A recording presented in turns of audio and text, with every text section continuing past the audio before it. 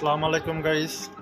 আসলে ভিডিওটা খুব কষ্টের সাথে করতেছি, কারণ দৌলতদিয়া ফেরিঘাট ঘটে গেল এক নির্মম ঘটনা। একটি যাত্রীবাহী বাস 50 থেকে 60 জন যাত্রী নিয়ে পড়ে গেল পদ্মা নদীতে। চলে গেল 50 থেকে 60 জনের যাত্রীর প্রাণ।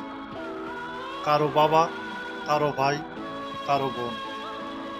এদের স্বজনদের সান্ত্বনা দেওয়ার মতো কোনো ভাষা নেই।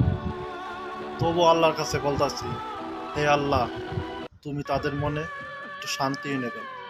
তারা যেন তাদের স্বজনকে হারানো বেদনাটা বলতে পারে।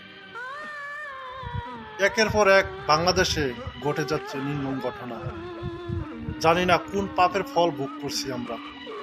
তবু আল্লাহর কাছে বলি, হে আল্লাহ, তুমি সকল মানুষদের তুমি হেফাজত করো এবং আমাদের বাল্লা মুসিবত থেকে তুমি দূরে রাখো।